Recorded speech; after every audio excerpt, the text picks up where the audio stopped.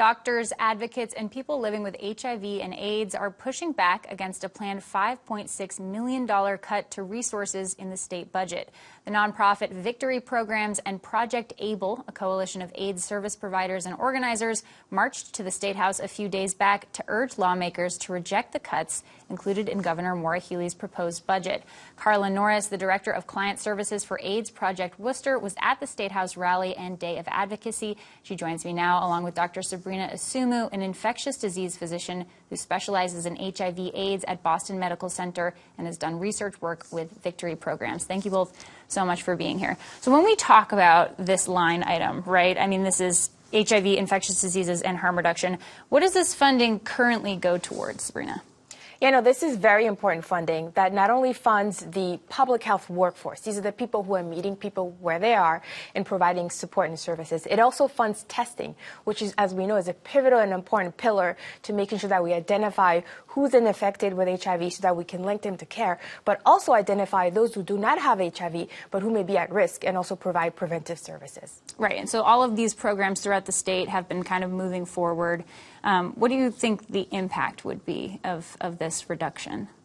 No, I think that even thinking about coming off of the pandemic, where we've seen less testing and less identification of cases, it is key that we maintain and even supplement the current funding that we have so that we can continue to support the community and also provide those vital services. And Carla, with your work on the ground, I mean, what would the impact look like? What is the current scope of the need?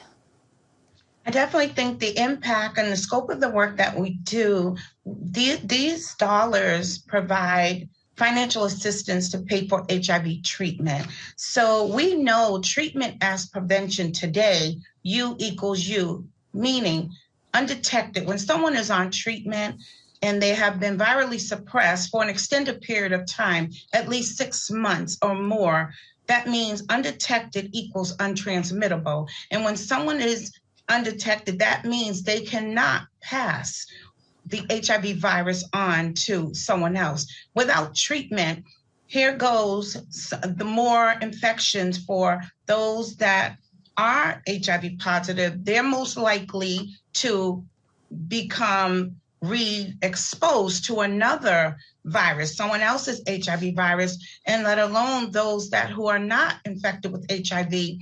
These dollars also support the PEP program, which is pre-exposure prophylaxis. So it will be a grave impact for those infected and affected with HIV and other STIs. And you were at the State House rally. I wanted to share a couple clips. This is Gerald James, a senior manager with the biomedical intervention programs at the CRC Community Resource Initiative. He's HIV positive, and here he is at the State House on Thursday.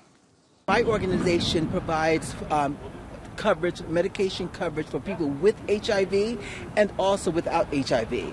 In particular, we need medication coverage for those with HIV because there are many people who cannot afford the coverage, their co-payments, and their deductibles. So we really need to emphasize how important the funding to various agencies, including CRI, is in order for us to provide the coverage for medication services so people can both prevent getting HIV and get treatment if they do have HIV.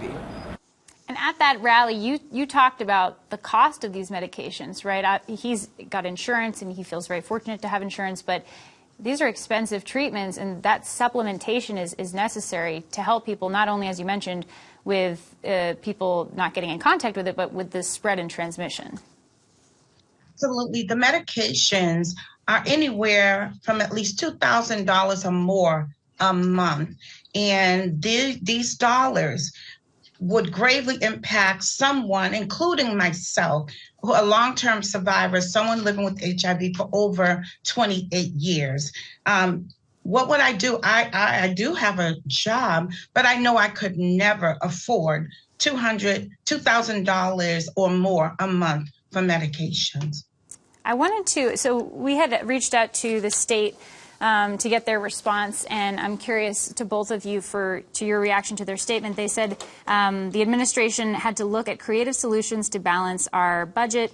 Given declining revenues, we worked hard to identify areas to reduce costs without negatively impacting services. In the case of impacted HIV/AIDS, hepatitis C programs, there are a number of other state programs that can absorb these reductions, and no programs will be negatively impacted. And they also mentioned some funding that was put towards these programs run by the state back in 2023. When they say that no programs will be negatively impacted, what is your response to that? It's easy for them to say. So where I work at AIDS Project Worcester, we have a syringe services program. These dollars would greatly impact that program alone, where people could come and access clean syringes, and not that we or other programs across the state are promoting drug use. But we know that there are communities that are still actively using, and we want to be able to provide clean syringes and other supplies and treatment opportunities for those who are ready for treatment. Right. And what do you make of this response from the state? They said this was a creative solution. I think they're absorbing some of it through state programs, but those state programs also serve towards this greater goal that you mentioned needs to be supplemented, right? Yeah, no, anytime we hear about funding cuts for programs that are so critical to keep people alive and also to prevent transmission in the community, we're always very concerned.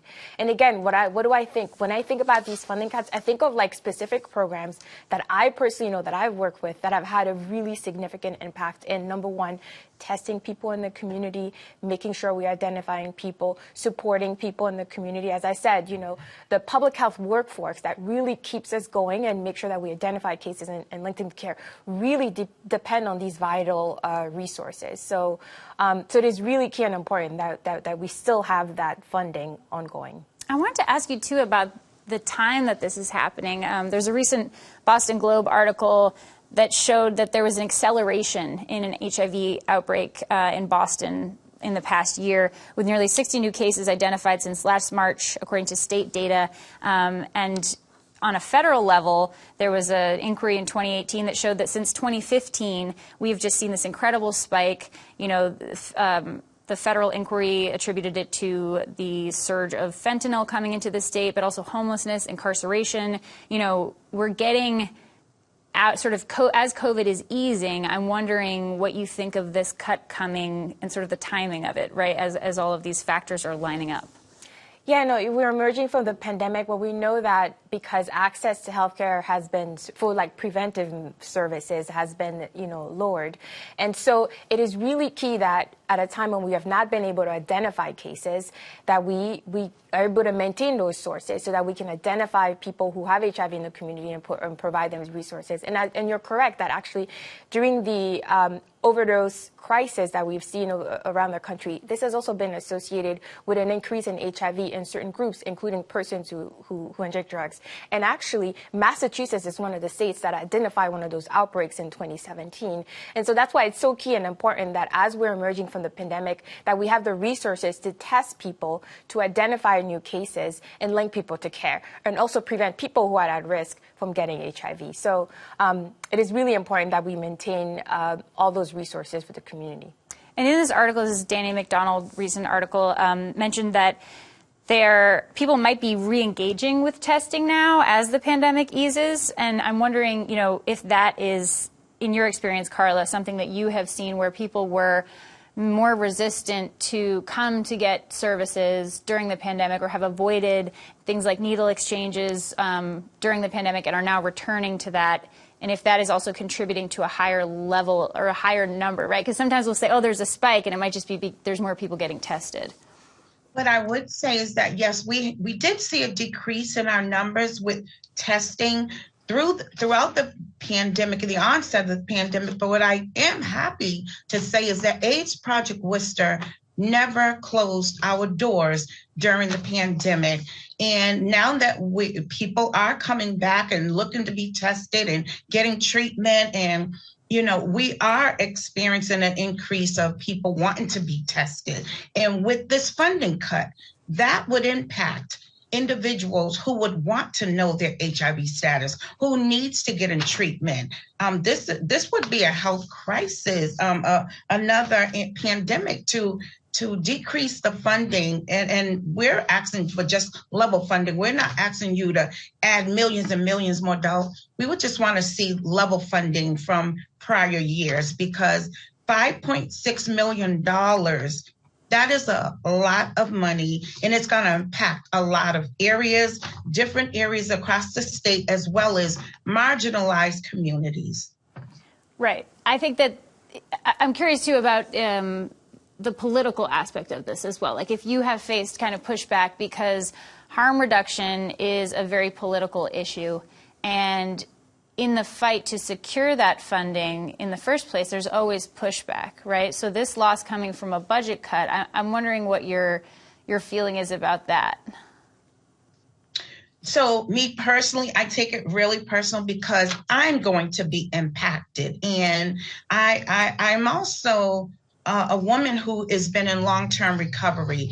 And I was one of those individuals out on the streets doing anything to get my drug, being a derelict in society, if you will. But now I'm on the other side. I want to give back. I want to help. I want to see people get in treatment, get care, and, have greater health outcomes. And, the restoration of restoring that $5.6 million, I really believe that it needs to be put back on the table. This is not one area that should be even considered with cutting. We're talking about public health. And we know that it would be less strain on medical professionals in the hospitals when people are not treated, because I can see my health declining without medications.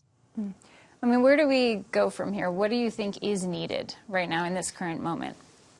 I think that we need to learn a lot of to really learn from the lessons from the pandemic. And one of them, one of the things that I emphasized during this conversation, is we need to meet people where they are. We need to stop expecting people to come to us, but meet them where they are. And the programs that are being funded by these resources that are going to be cut, unfortunately, are the ones that are meeting people where they are. They're providing testing in the community. They're providing a public health workforce that's going to support people so that they can get tested and get linked to care. So I think that really learning from those lessons and really using that opportunity to strengthen the programs that have actually worked and investing in it and actually growing them is what would be a helpful next step. Carla, where do you go from here? What's next in this fight for you? I'm going to continue to knock down doors, raise my voice, be a voice for the voiceless, contact our senators, our legislators, and I'm even in the process of we've had our lobby day at the State House, but that's just one day. It doesn't stop there. We want them to know, like, we thank those legislators who do support this, is not in for this budget cut, but does support the work that is being done in with this line item. And so we're just going to continue to raise our voice, get the word out, and hopefully our legislators will restore the funding. Great. Carla Norris, Dr. Sabrina Assoumou, thank you both so much for being here. Yes, thank you so much. Thank you for having me on.